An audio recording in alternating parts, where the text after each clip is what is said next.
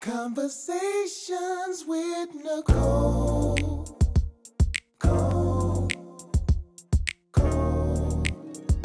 Conversations with Nicole. Let's talk about it. Tell me all about it.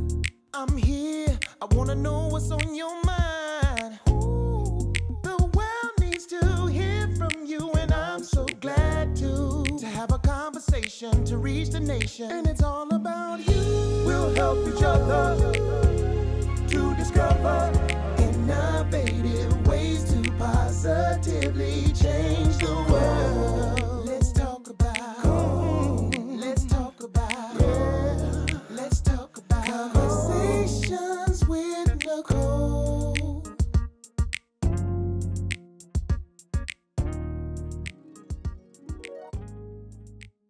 Greetings. Welcome to Conversations with Nicole. I am Nicole Everett, your host, and today's special guest is MACORK, the CEO of MACORK Solutions. Welcome, Michael. Thank you, and welcome to my place. Thank you. So we are sitting here in the studio where all the magic happens. That's what they say. That's what they say. Well, really glad to be here. I've been here several times, and you do a phenomenal job. Well, thank you. Thank you. I appreciate that. Yeah. So for the folks who don't know you, I mean, you're a friend of mine as well as you're on my team. Mm-hmm. But for those who don't know you, tell them who you are. Not what you do, because we're going to get into that, but who is MACORK? I'm a simple guy from Indianapolis, Indiana, born and raised. Came to Florida for the first time to attend the Florida A&M University. All right. And Rattler, and fell in love with the town, fell in love with the culture, fell in love with the South, and so I stayed. Okay, so you're a Florida boy. I'm a Florida boy now. All right, good deal, good deal. Mm-hmm. So what are some of the things that you like to do outside of what you do with MACORK Solutions? You know, to be honest with you, the beauty of my life, and I call it a blessing, is that I get paid to have fun.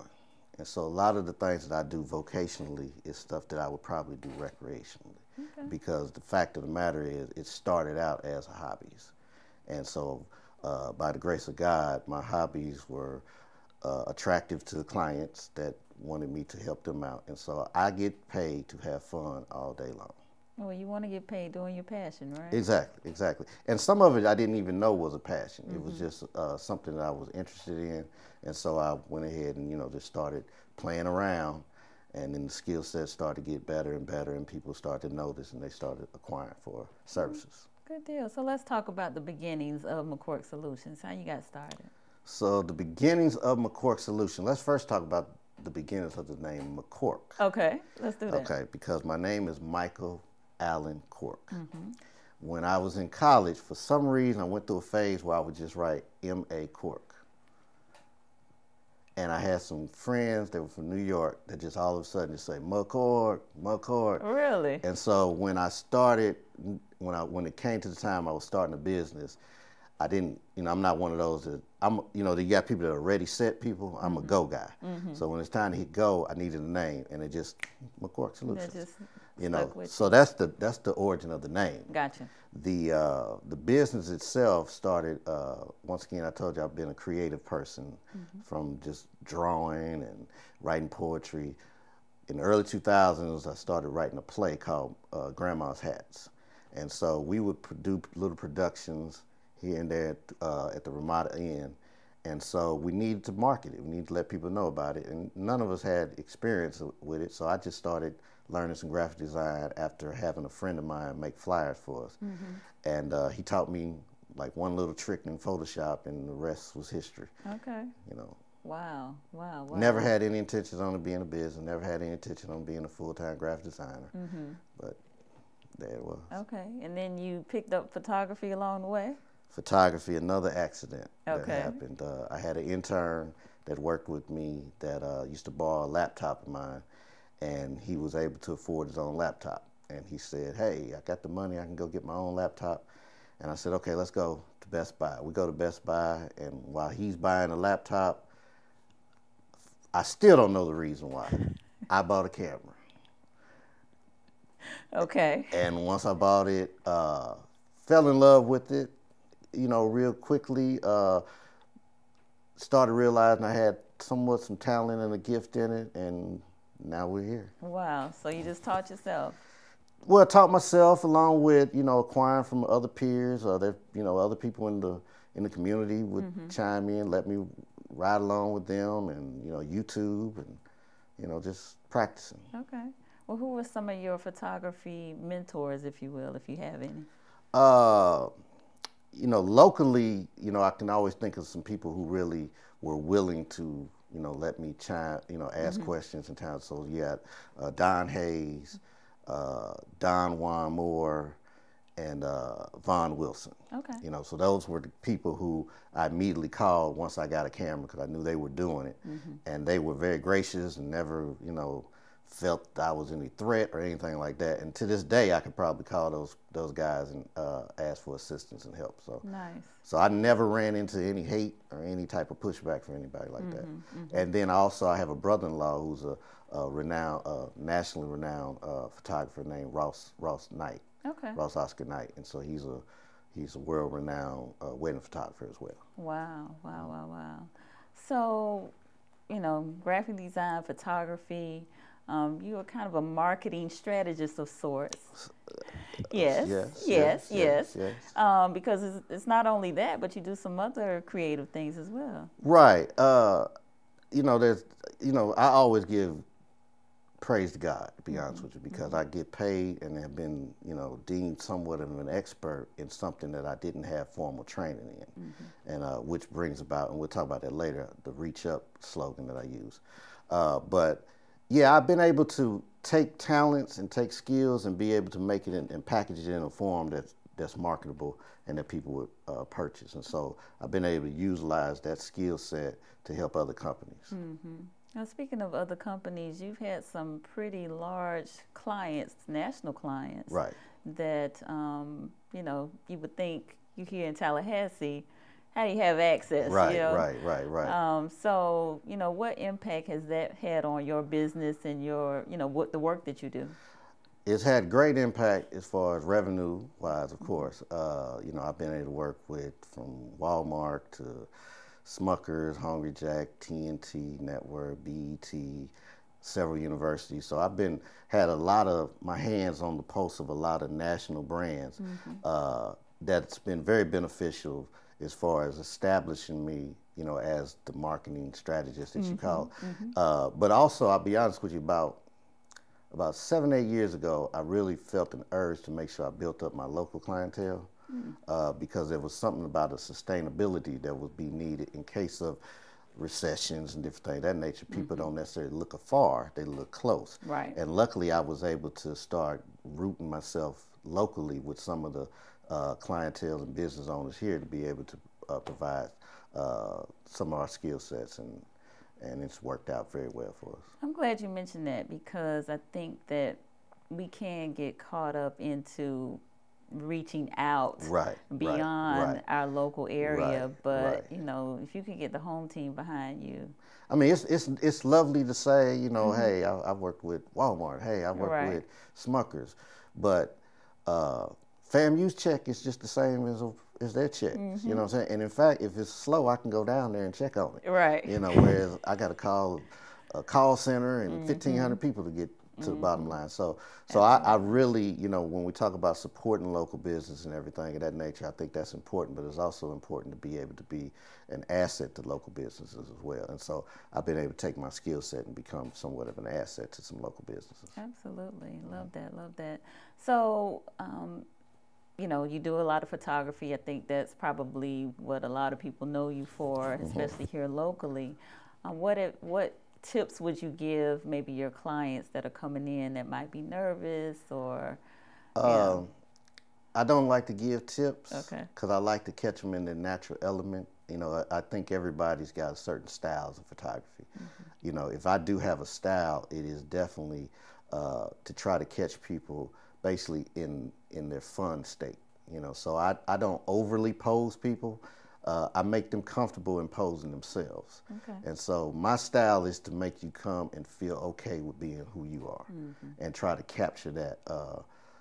Most of the times the photography I do is more commercial based. So as opposed to just portraits, generally I'll get a a CEO that needs a picture, you know, or something that's going to be used as a marketing tool. And so in order, you know, and so some of those people are people that, you know, the outside world, they only know them in their business form. So if I can pull out some fun out of them, I can pull out a smile where they normally look stringent, you know, I think I've done my job. Okay, good deal. So what's the strangest photo shoot that you've ever done? Oh, the strangest photo shoot. I don't know if I know any, or if I know if I would say it on camera. So when I say strangest, it may be a request for a specific location, or maybe particular props or something like that. Have you had any such experience like that? I haven't had any real bizarre experiences like that. And it's so funny you say that, because I've been shooting, I bought my camera in 2012, and living in Florida, I've never done a beach shoot. Never? Never. I got one booked for next month for the first one ever. So, so like I said, you know, a lot of people may know me from photography, but most people really know me from the marketing side. And so because of that, I get more people who are business owners and you know, have aspirations of owning business, and they want the photography to be a asset for marketing materials. Okay. So because of that, I probably don't get a lot of those type requests. You know? Okay, gotcha. Now, how do you keep the photography fresh in terms of creativity and that sort of thing? You know, one of my slogans is I see beauty in everything, because I look for beauty everywhere. And so there's a uniqueness that everyone has, you know, and so for some reason I have a gift to being able to hone in on that, you know, and so because of that, I basically treat each client as an individuals, and so it's not like a cookie cutter thing. It's not like a Olin Mills where you get, you know, 2 turns and 2 poses and you out the door. So it's almost it's a fun experience when we're shooting. And so because of that fun, because of that connectivity, because of that energy and that, you know, that vibe, it's always unique. Okay. So it's always creative. It generally is. It generally is. I generally like to have fun. So most people who know me know I like to have fun. Now, there's some people who think I might be standoffish and quiet. You know, I got a term that I'm introverted, you know, but I'm not shy, you know, and so my natural comfort zone is to be to myself. And so some people who see me from far, they may not realize that once I'm around people, I can be the life of the party. You know, so. Okay, good deal. Well, we're going to take a break right here. There it is. All right. So stay tuned for more conversations. All right. Conversations with Nicole. You know, if you know me, you know I'm a TV freak. I watch television all the time. And when I think about the number 10, the first thing that comes to mind is the Family Feud, because there's always questions about rating your answer on a scale of 1 to 10. But I gotta tell you, 10 is always on top of 1 to 10. It's a major milestone. Now, for wedding anniversaries, they acknowledge it with wood. But I think in terms of Conversations with Nicole, we have reached a golden moment. It's the 10th season of Conversations with Nicole. I like that. Let's talk about it. Let's talk about Conversations with Nicole. Let's talk about let's talk about Conversations with Nicole.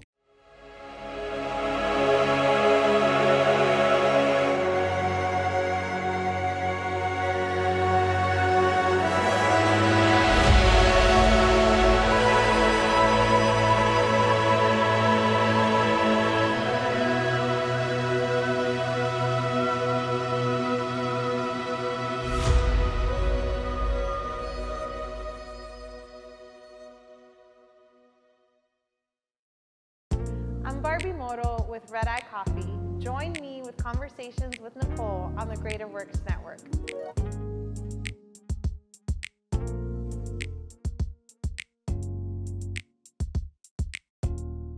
Welcome back to Conversations with Nicole. If you are just joining us, I am sitting here in MACORK Solutions Studios with Michael Cork, the CEO. So, Michael, Yes. before the break, you were giving me all of the ins and outs of MACORK Solutions and your creativity and so on and so forth. 2020 brought with it a lot of things. It did. It did. From global pandemic to social unrest, systemic racism was brought to the forefront, a contentious election. Very. And I'm curious how that all affected you personally as well as your business. So 2020 was a heck of a year, you know, without a doubt. It was unprecedented of times, and we saw things that were, you know, unresting for sure. For me, in particular, it was a year that I really had to search and find out who Michael Allen Cork is. I've done this job of hiding behind this MACORK Solutions thing, and so, you know, there was a time where I realized a lot of people know MACORK Solution, they know my work, but they really don't know me. For some reason, 2020 exposed that for me, and it exposed that now Michael Cork has to stand on one side or the other on certain things, especially social issues. And so it brought me out to the forefront more, brought me out of my comfort zone a lot more. It's something I'm struggling now with still, you know, even sitting down right here with here. you, you know, I want to look at this camera and I want to, you know, do some behind the scenes things. But 2020 was one of those things that it was very reflective to me.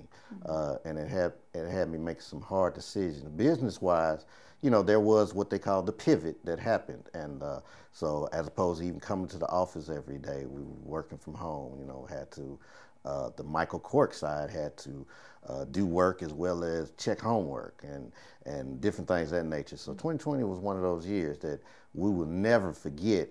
And even as it passes on and as we come on the other side of perhaps this pandemic, I think some of the impacts of 2020 will last us forever, and it has changed the scope of how we live life, and we'll continue to live life. Okay, great answer. Oh, thank you. All right, so Black Lives Matter, we saw a lot of that protest and, again, more heightened awareness. We saw Juneteenth, you know, just the presence of Black folks in our plight here in America. So as a Black man, you know, what impact did all of what took place last year, you know, have on you?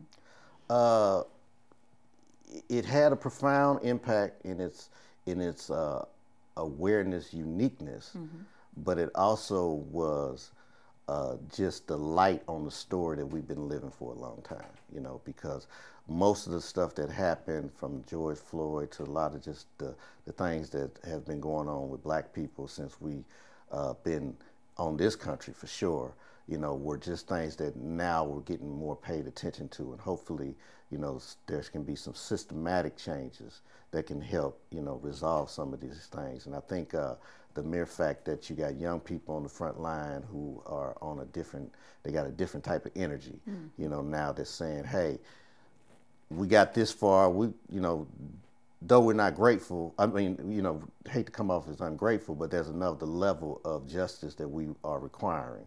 And so I think it charged up things and really gave people a reflection of where we are and where we need to go.